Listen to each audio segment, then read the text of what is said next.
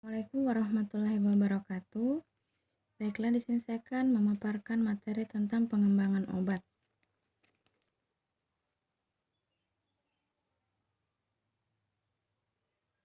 Yang pertama adalah rancangan dan pengembangan obat baru.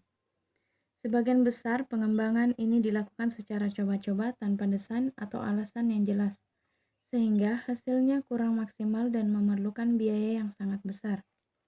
Oleh karena itu, perlu diketahui dan dikembangkan pola dan teknik yang dapat digunakan untuk mengembangkan obat baru. Hal ini dapat dipahami mengingat bahwa dari 5.000 sampai 10.000 senyawa baru yang disintesis atau yang didapat dari sumber alam setelah melalui penapisan dengan berbagai uji kimia, fisika, dan aktivitas. Pengembangan obat baru.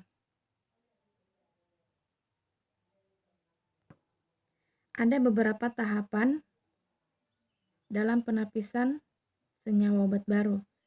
Yang pertama dengan riset dasar penapisan, kemudian uji farmakologis, uji toksisitas akut, kemudian dilakukan studi percobaan farmakologi yang lebih luas, kemudian dilakukan uji klinis, dan obat diizinkan beredar oleh yang berwenang. Bisa dilihat pada gambar pada sisi kanan, yaitu merupakan gambaran dari rata-rata 5.000 sampai 10.000 senyawa kimia yang diselidiki. Setelah melalui berbagai penapisan, hanya satu yang dapat digunakan untuk pengobatan. Jadi dari 5.000 sampai 10.000 senyawa itu hanya akan diambil satu senyawa yang dapat digunakan sebagai obat. Kita lanjut ke tahapan dan lama waktu proses pengembangan obat. Jadi untuk mengembangkan suatu obat baru itu memerlukan waktu yang cukup lama. Dan itu bisa sampai 16 tahun. Mulai dari riset penemuan senyawa penuntun, uji praklinik, uji klinik, fase 1, fase 2, fase 3, dan fase 4. Kemudian dilakukan izin edar dari pemerintah dan pemasaran, kemudian uji setelah dipasarkan. Istilah obat tidak hanya meliputi senyawa yang digunakan untuk pengobatan penyakit dan bahan diagnostik saja, tetapi meliputi semua senyawa kimia yang dapat memengaruhi atau menimbulkan efek pada sistem biologis. Dahulu, pengembangan obat baru lebih banyak dilakukan di universitas sebanyak 50%, sedang saat ini pengembangan obat baru lebih banyak dilakukan oleh industri 90% dan universitas hanya 9%, sedangkan lembaga riset pemerintah sisa 1%. Bagian urutan proses pengembangan obat secara rasional. Jadi ada beberapa tahapan. Di sini saya akan jelaskan secara singkat, yaitu pengenalan masalah. Pengenalan masalah, pertimbangan pelaksanaan riset, kemudian melakukan pencarian literatur, yaitu rancangan kimia, berupa rancangan kimia dan rancangan biologis, kemudian penggabungan program riset, kemudian pengembangan dan penilaian, pelindungan paten, penyelidikan biokimia, sampai ke tahap pemasaran dan promosi informasi medis. Nanti bisa dilihat saja pada layar.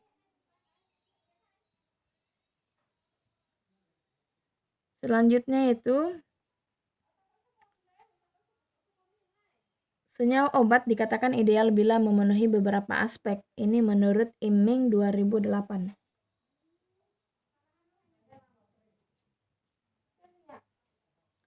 Yang pertama, senyawa entitas kimia yang baru untuk paten dan pendaftaran. Kedua, proses sintesis maksimum 4 tahap. Tidak ada katalis logam berat dan tidak ada limbah yang menimbulkan masalah lingkungan. Serta langkah-langkah pemurniannya kromatografi sehingga menghasilkan derajat kemurnian yang lebih besar dari 99%. Yang ketiga, stabil hingga suhu 70 derajat Celcius. juga terhadap kelembaban udara dan cahaya. Yang keempat, berbentuk padat dan mudah dibuat tablet. Kemudian yang kelima, mempunyai kelarutan dalam air yang cukup untuk menghasilkan larutan isotonik darah yang stabil. Biofabilitas atau ketersediaan hayati pada pemberian di atas 90% dan tidak ada variasi antar individu. Yang ketujuh, mempunyai aktivitas biologis yang tinggi, toksisitas rendah dan masa kerja yang lama, sehingga memungkinkan diberikan sehari 1 kali dengan dosis sekitar 5-10 mg.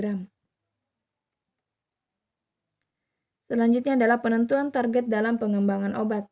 Yang pertama adalah penentuan target terapeutik atau efek pengobatan, target pengobatan, yaitu menentukan jenis penyakit yang akan dijadikan objek penelitian pengembangan obat seperti diabetes, osteoporosis, AIDS, penyakit Alzheimer, penyakit kardiovaskular, dan sebagainya, termasuk kanker.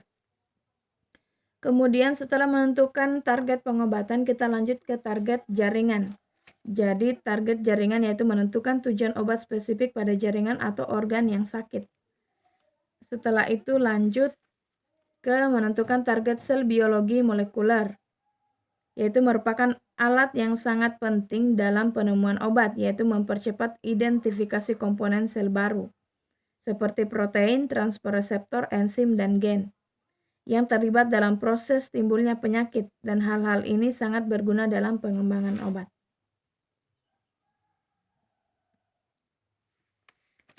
Nah, langkah selanjutnya yaitu mencari senyawa induk atau zat induk baru. Cara yang lebih rasional adalah melakukan dengan melalui rancangan obat. Kita masuk ke rancangan obat. Rancangan obat rasional. Rancangan obat adalah usaha untuk mengembangkan obat yang telah ada, yang sudah diketahui struktur molekul dan aktivitas biologisnya atas dasar penalaran sistematis dan rasional dengan mengurangi faktor coba-coba seminimal mungkin. Tujuan dari rancangan obat pada awalnya adalah mendapatkan obat baru dengan aktivitas yang lebih baik dengan biaya yang layak secara ekonomi, kemudian berkembang untuk mendapatkan obat dengan efek samping yang minimal atau aman digunakan, bekerja lebih selektif, masa kerja yang lebih lama, dan meningkatkan kenyamanan pemakaian obat. Ada 2 tipe rancangan obat, yaitu rancangan obat berbasis dan rancangan obat berbasis struktur, berbasis ligand dan berbasis struktur. Rancangan obat berbasis ligand adalah memilih serangkaian molekul yang telah menunjukkan aktivitas yang baik dan mengikat target biologis yang diinginkan.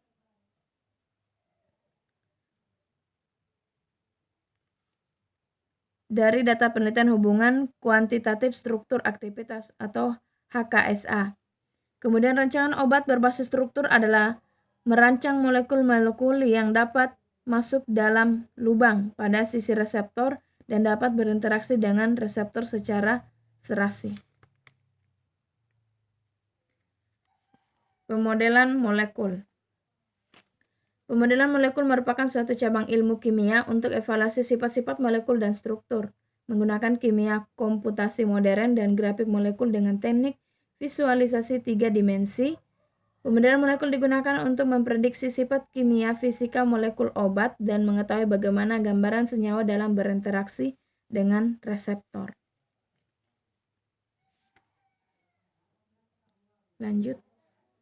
Sekarang telah banyak dikembangkan CADD dan CAMD untuk merancang, menemukan, dan melakukan optimalisasi molekul bioaktif sebagai calon obat yang menjanjikan. Ini adalah salah satu metode yang digunakan dalam penemuan senyawa baru dengan menggunakan sistem komputer.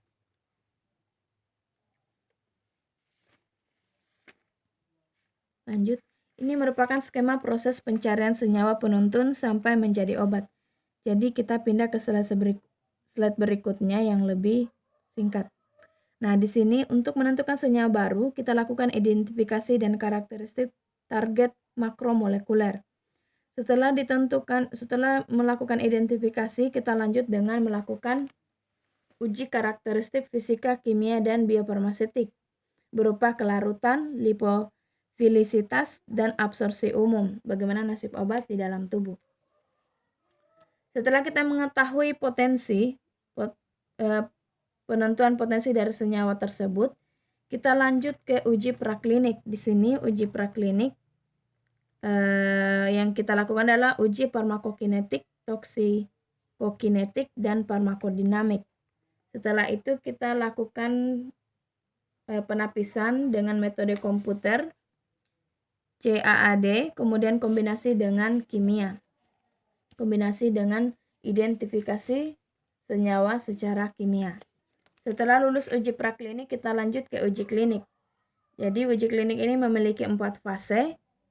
Nah, uji klinik pada dasarnya memastikan efektivitas, keamanan, dan gambaran efek samping yang sering timbul pada manusia akibat perubahan suatu obat.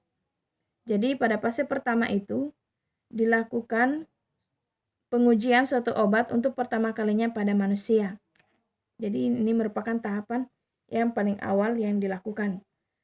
Kemudian yang diteliti ialah keamanan obat, bukan keefektifannya, maka dilakukan pada relawan yang sehat. Kemudian tujuannya untuk menentukan besarnya dosis tunggal yang dapat diterima. Kemudian pada fase kedua yaitu untuk pertama kalinya pada sekelompok kecil pada penderita yang kelak akan diobati dengan calon obat. Tujuannya untuk melihat apakah efek farmakologi yang tampak pada fase 1 besar. Kemudian dilakukan oleh orang-orang yang ahli. Jadi itu dalam pemantauan yang ketat oleh dokter yang ahli pada bidangnya. Kemudian lanjut ke fase 3. Fase 3 yaitu untuk memastikan apakah obat benar-benar berkhasiat dan aman, dan untuk mengetahui kedudukannya dibandingkan dengan obat standar. Dapat dilihat efeknya bila digunakan secara luas dan ini diberikan oleh para dokter yang tidak harus ahli dalam bidangnya. Jadi ini diberikan maksudnya tidak dalam pemantauan ketat seperti pada fase 2. Nah, kemudian di sini dilihat efek sampingnya bagaimana, kemudian dampak penggunaan pada penderita yang tidak diseleksi secara ketat. Untuk dilihat apa efek jika diberikan oleh dokter yang tidak ahli dalam bidangnya. Kemudian fase keempat yaitu dia lebih fokus ke pemasaran, marketing. Jadi dilakukan pengawasan obat-obat yang telah disalurkan, apakah aman digunakan, kemudian dengan pemantauan respon pasien atau konsumen, bagaimana, apakah obatnya memberikan efek yang baik atau buruk. Nah, ini merupakan skema pengembangan obat baru dan tahap uji klinis. Ini sudah dijelaskan pada slide sebelumnya. Mencari senyawa penuntun. Senyawa penuntun adalah senyawa yang dapat menimbulkan aktivitas biologis seperti aksi terapeutik, aksi toksik, regulasi fisiologis, hormon, dan feromon, serta senyawa yang terlibat atau berpengaruh terhadap proses biokimia dan patologi pada hewan atau tumbuh-tumbuhan.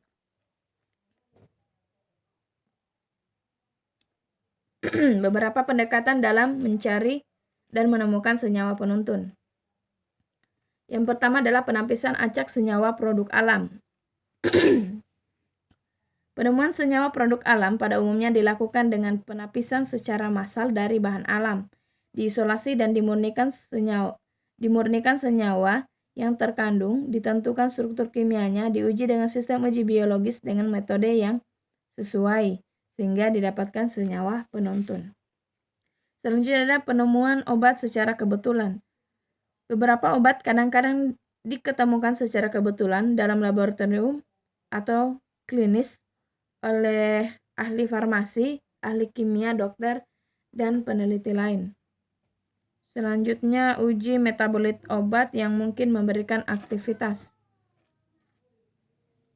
Ada obat baru yang menimbulkan aktivitas setelah mengalami proses metabolisme. Hasil metabolisme aktif tersebut dapat digunakan langsung sebagai obat atau dijadikan senyawa penuntun. Selanjutnya adalah studi biomolekul dan endokrinologi.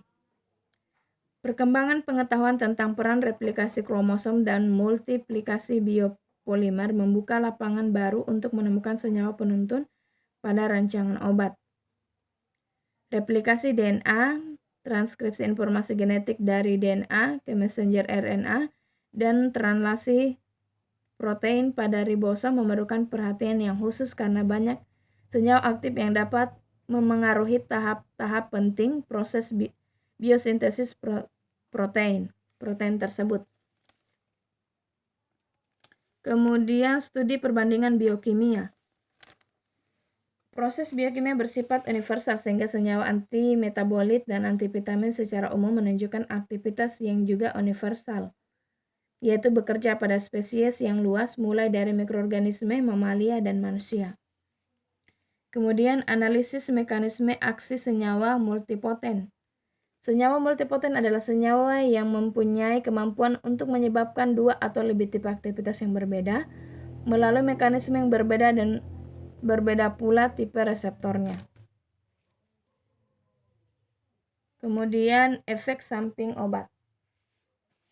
Efek samping obat mempunyai mekanisme aksi yang terpisah dan pada banyak obat efek samping dipandang sebagai efek yang tidak diinginkan karena memengaruhi kesehatan individu. Selanjutnya adalah uji hasil antara proses sintesis obat.